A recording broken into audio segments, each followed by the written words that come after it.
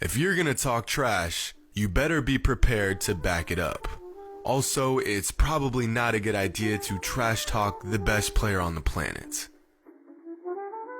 What's up everybody, it's Jimmy, and if you've been tuning into this channel for some time now, you're probably familiar with some of the all-time trash talking moments in NBA history. Regardless of who it is or what was said, someone is getting bodied. Sometimes physically, and sometimes in more devastating cases, mentally.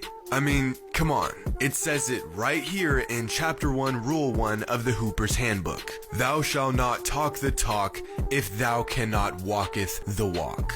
And today's story is no different. But to really dive into this one, we have to take a trip back to the mid-90s when a young player with all the talent in the world decided he would pick a fight with the greatest player to ever lace up.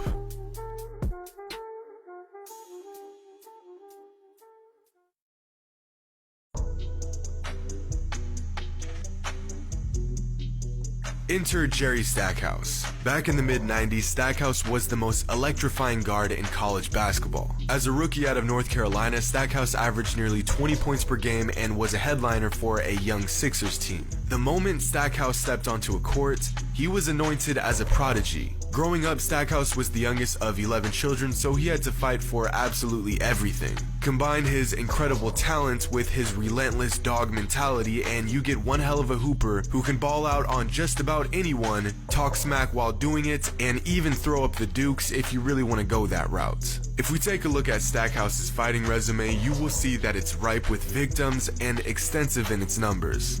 Well, you have a reputation as being someone who wasn't afraid ever to throw hands. So give me a numerical answer to this question. The number of times in his pro career that Jerry Stackhouse got into a fist fight with a teammate was?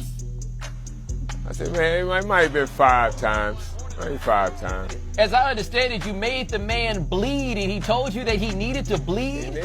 He needed it. Well, you said these fights are all good, but it can't be all good to the guys that wind up getting beaten up. I don't know if I regret any of them. Simply put, Jerry Stackhouse wanted all the smoke. But do y'all know that saying, he wrote a check he couldn't cash? Well, after years of writing all sorts of fat checks and cashing out time after time, Stackhouse done wrote a check that bounced so hard he had to close his whole damn account. Because in the summer of 1995, Jerry Stackhouse trash-talked Michael Jordan, and you know where this is going. But just 6 months before Stackhouse and Jordan met on the NBA courts, they faced off on a different court where a few witnesses saw something take place that only a few men have ever accomplished. Back in the summer of 1995, UNC was hosting open gyms for Tar Heel alumni. This is something they did every year, but on this year in particular, Michael Jordan joined in on a few occasions to get some runs in. This was around the same time he was making his return to the NBA, so he had to shake off some of that rust. Not that MJ ever gets rusty, but after an early playoff exit to the Magic earlier that spring, Michael needed to get back to the top of his game. While Jordan was getting back into championship form, Stackhouse was coming off a sensational sophomore season at North Carolina and was ready to take the crown as the most lethal shooting guard to come out of UNC.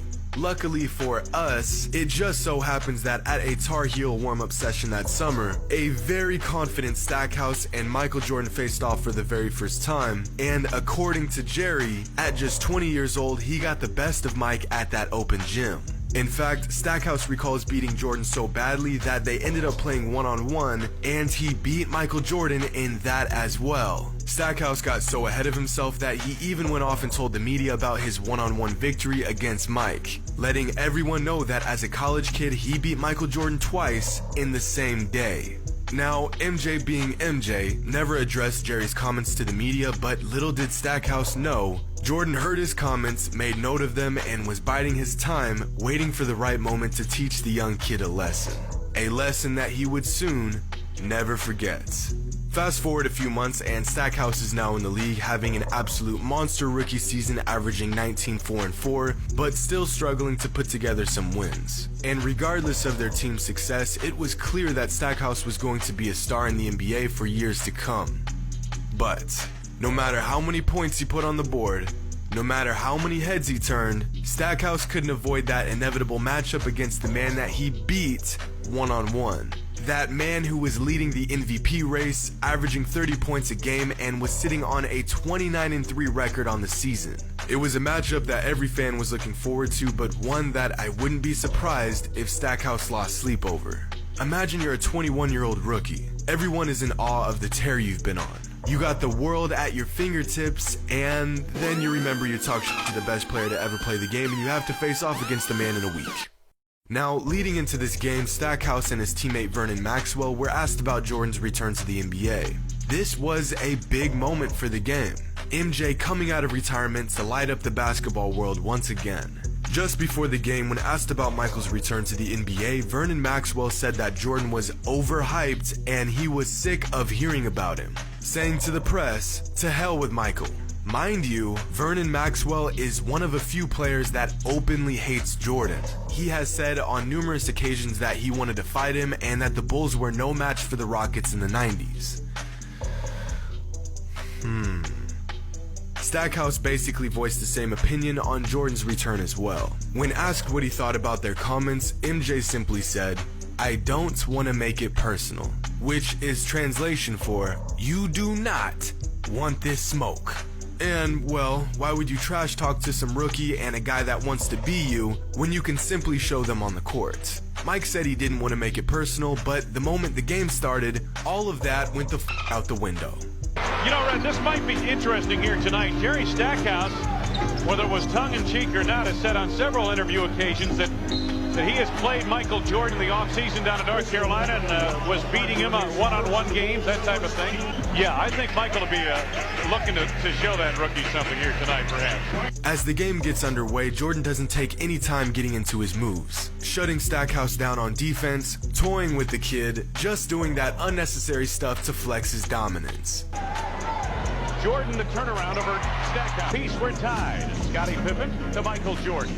Jordan right around Stackhouse. Jordan wide open. Rough and penetrating. Longley swats it away. Wow! And a sensational feed to Pippen. For Michael, slam for Scottie. The Bulls have doubled up. To make matters worse, Jordan was in his Hall of Fame mid-range dead-eye zone, so it felt like everything he was putting up was going in. To put it short, Jordan was on his bullshit. Michael for three. Michael over the top. Three, my Mike. Kukoc finds Jordan. In up. Garden. When that happens, you're generally going to get some turnovers. Jordan has shot very well here tonight. Jordan is sure to pull out all the stops on his way to giving Stackhouse a beatdown he would never forget. "Let me just send your ass in the third row." Good. Mike always got that look. Just give him the damn ball and get out the way. Good. So then I came down.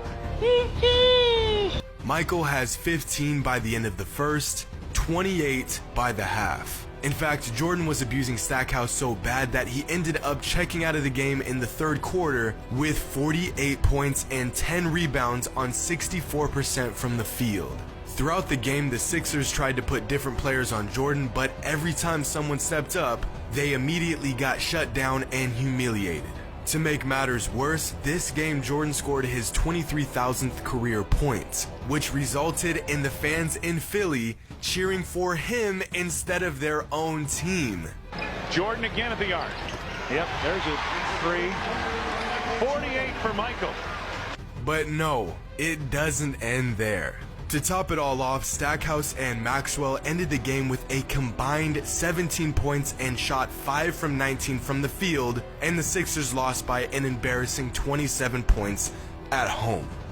After saying he beat Jordan on multiple occasions, saying he beat him one-on-one, and then saying he didn't give a damn about his return to the game, Michael Jordan proceeded to drop 48 points, reach a career milestone, and toy with Jerry Stackhouse in his own building. Bruh. But then again, what else do you expect? You'd think after all these stories of Mike destroying cats that tried to trash talk him, dudes would stop trying to trash talk him. But I guess some things never change. Oddly enough, years later, Stackhouse and Jordan actually played on the same team for a season. In 2002, they paired up on the Washington Wizards, where one player claims that Michael would sing Anita Baker to get inside Jerry's head. No, for real, like mid-practice, a 40-year-old Mike would just start chirping classic R&B tracks while mopping the floor with a prime Jerry Stackhouse. Then again, when asked about this, Jerry denies all claims, saying that it never happened. Right. Okay. Well, if one thing is for sure, it's that no matter how good you think you are, no matter how much success you've had, and no matter how on top of your game you get, it is always a terrible, awful, and borderline dangerous idea to talk smack to that man Michael Jordan. Hope you all enjoyed, and as always, until next time.